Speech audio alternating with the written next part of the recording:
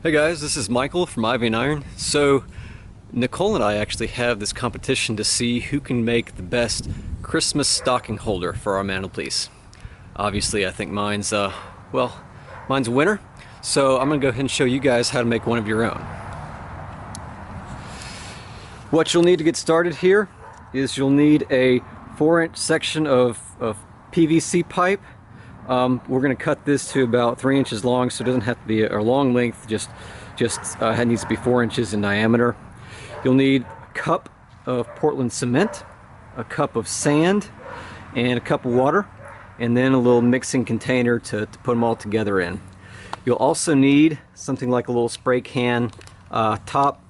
Kind of looks like this. This will be kind of a little form that we'll use.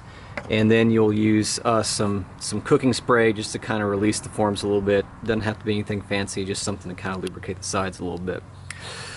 For wood, all we need is just like an 8 or 9 inch length of 1x6 plus 6 or 7 little 1-inch drywall screws. You'll also need a little gold decorative hook or something. This one we got from Hobby Lobby, but you can get yours from wherever. And lastly, some wood stain for the wood itself.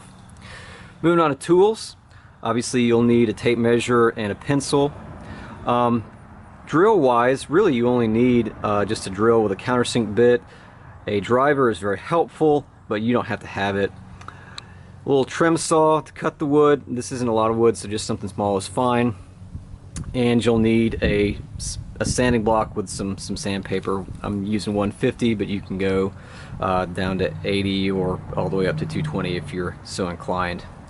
I've got these other things over here that I've found been helpful.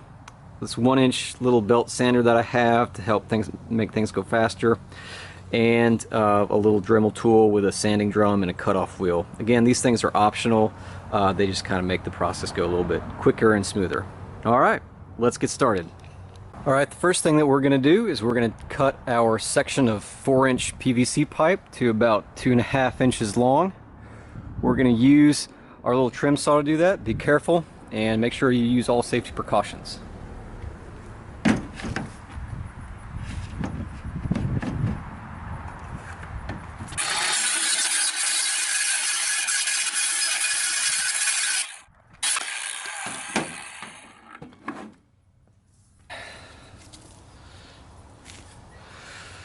Not the world's best cut, but you know, you get what you pay for.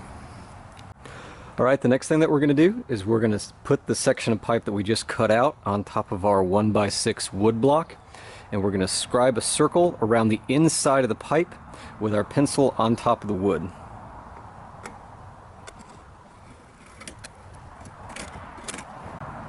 Just like that.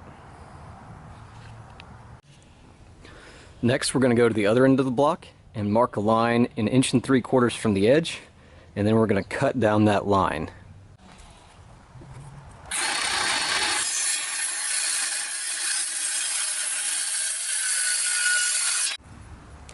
Next, from that strip you just cut out, measure 1 1/4 inches from the edge, and then cut that length as well.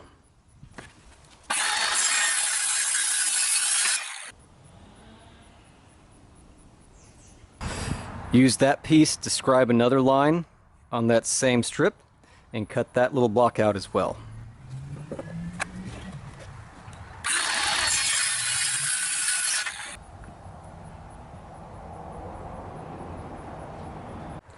Now, here's where things are going to get a little funky.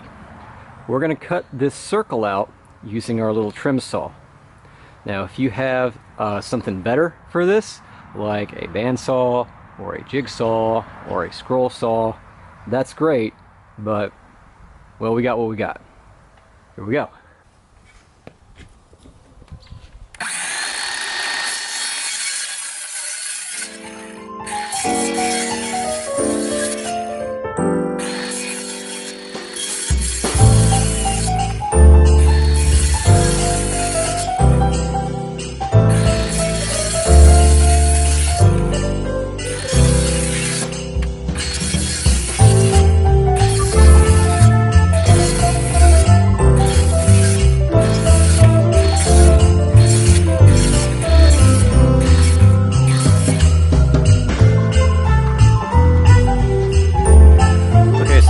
Unfortunately, with just this little trim saw, you're only going to be able to cut little facets out at a time. Don't worry, we'll go back and sand all these edges down so it's a nice, smooth circle. All right, now we got to take these kind of rough edges off and sand down the circle till it's a nice, smooth circle. And this is where our handy-dandy little belt sander really shines. You can do this with a sanding block and some coarse grain sandpaper, but you know, this is so much faster and better.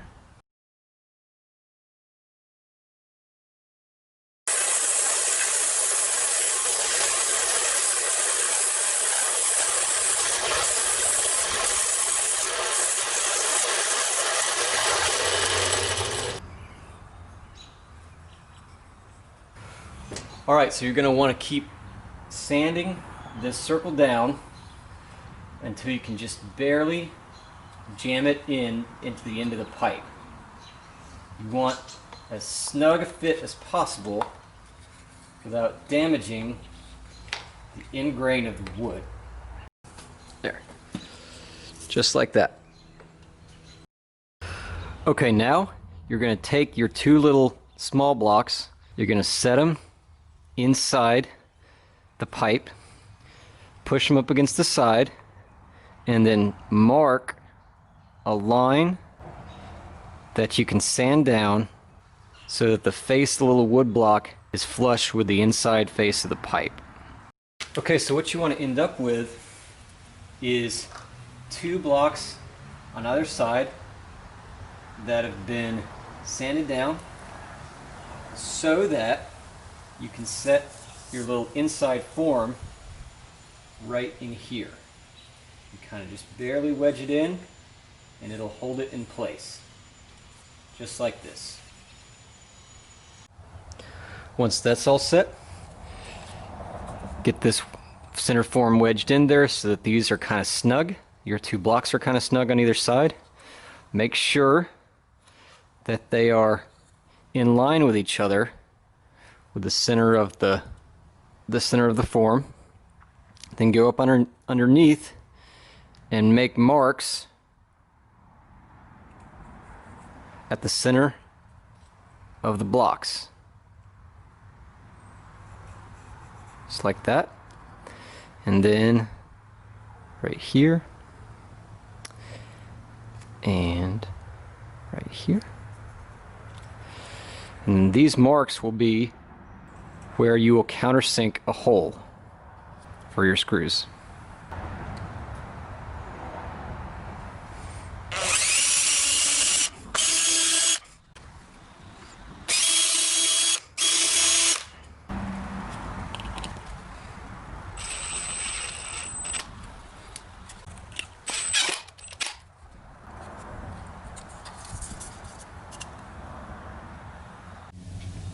Okay, once you've attached your two end stud pieces, go ahead and toss a few of these extra little small screws in here. Have them kind of stand up so the concrete would embed around them and sort of lock them in. These on the inside, they're kind of hard to get to with a drill, so you can just kind of force them by hand like that, just so they will act kind of like Nelson studs in the concrete as it gets poured. You don't have to do a ton of them. Just a few is fine. And have them sticking up out of the wood, you know, half an inch or so.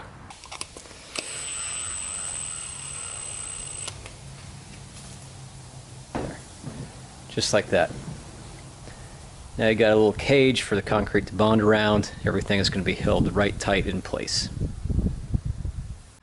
Alright, now that our form is all built, we are just about ready to pour. So what you're going to do, you're going to take your cooking spray and coat the inside edges of the pipe. Try not to get too much of the wood, but just get the pipe itself. That way, after the concrete cures, it'll be easier to release. Do the same thing with your little paint cap inside form. Coat this really well, and then wedge it between your two little end studs here, about 3/8, half of an inch down. Make sure it's kind of even on both sides and centered. All right, now that that's set, we're going to mix our batch. We're going to start with 1 cup of Portland cement. Pour it right in here. We're then going to add our cup of sand. I sifted this a little bit so you didn't have big chunks leaving streaks everywhere, so this is kind of fine grain. I'm also going to take this cardboard trash out. I'm going to mix that in. Kind of shake it up a bit. Get it all pretty well combined. Grab some kind of mixing stick so it's all pretty well combined, just like baking. And we're going to add our water. We're going to start with a cup of water and mix it all together so it forms a nice slurry.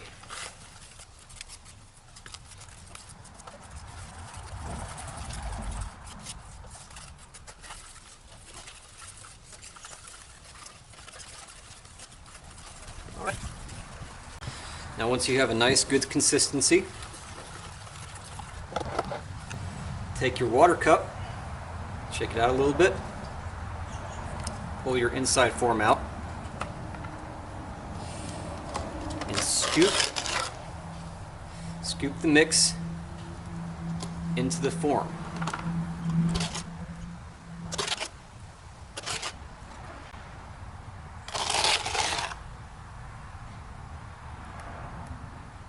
Alright, once you get to about here, go ahead and set your inside form piece in. Just like we talked about earlier. Center it, have it go down about 1/2 inch or so, but not all the way down to the screw studs that you had placed before. Once that's in place, and where you like it, go ahead and add the rest of the mixture in around it.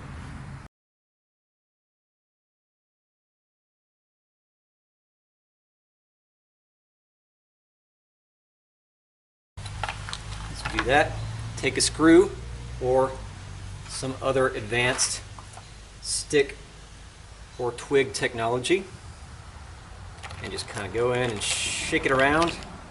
Make sure there aren't any pockets. With a mix this wet, there shouldn't be, but you know, just in case, you don't want to leave any air pockets.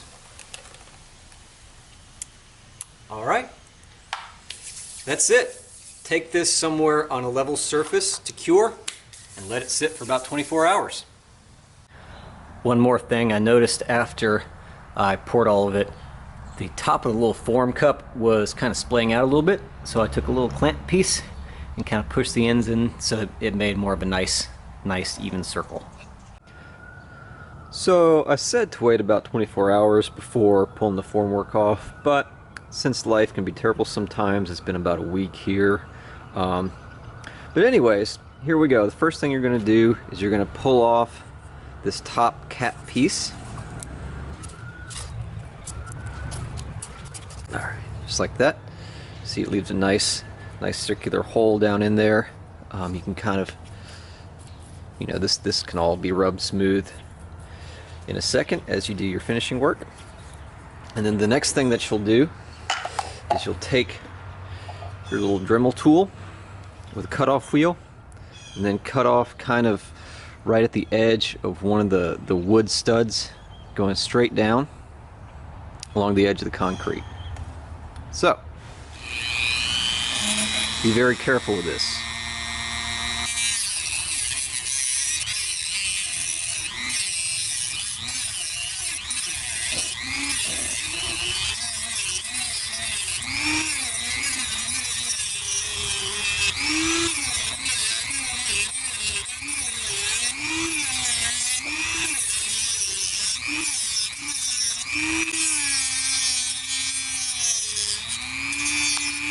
All right.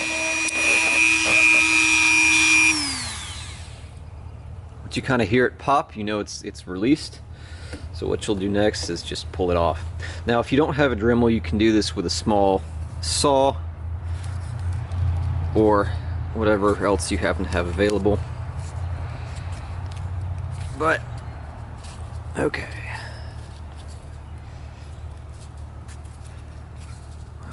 Darn.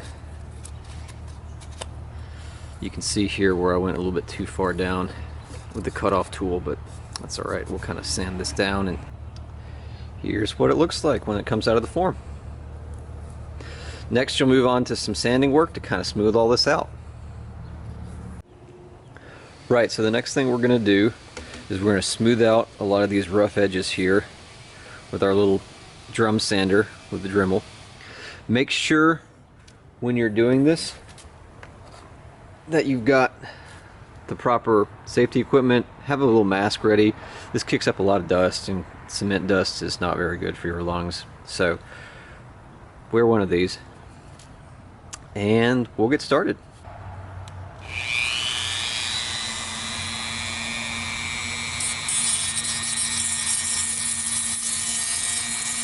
Just gonna kind of clean off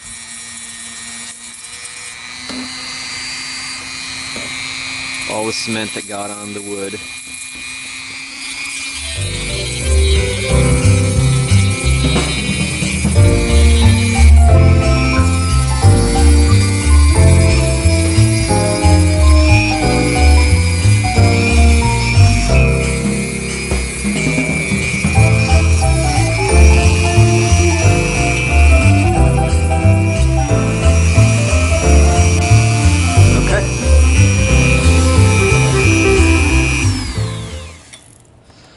Now, this is going to be the back end because I left a huge gouge in it. But this face isn't so bad. So once all the perimeter is smooth, we're going to go back and sand down the top. You can see it's pretty rough up here. We have some uneven edges and surfaces, especially between the wood studs and the concrete. So we're going to go back to our favorite little belt sander here, and we're going to knock that all down. This is definitely where you need to wear a mask.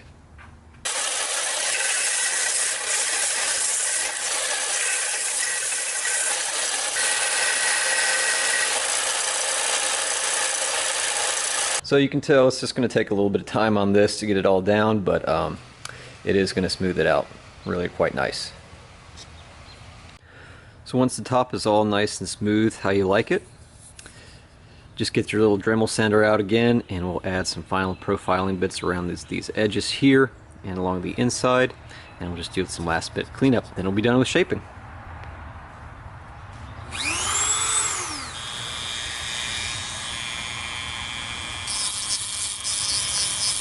Clean this. Add some. We'll add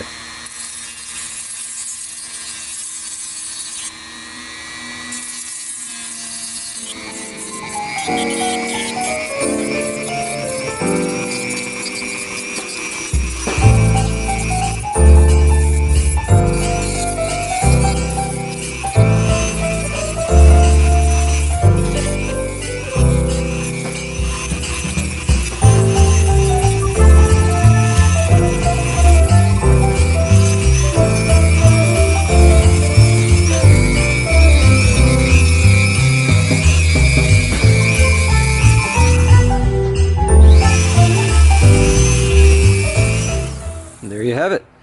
Now it's ready for stain.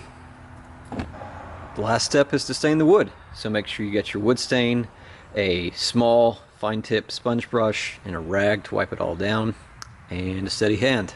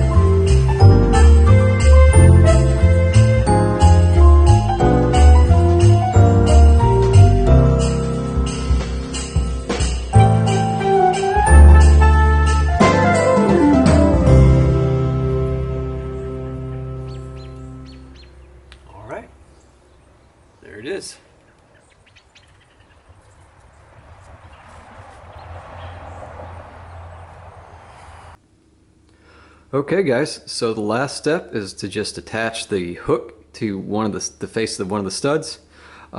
Just make sure to leave a little bit of gap around all of it, nice and evenly. Make sure it goes straight up and down just like this. And that's it. You're done. You've got a new stocking holder. Bring it up, set it right there. You've got a little spot to put a little tea light in it just like that. Oh, how adorable is that? And then you can hang your stocking with glee. Oh, it's beautiful. All right, so this is Michael from Ivy and Iron wishing everyone a happy Merry Christmas. Take care.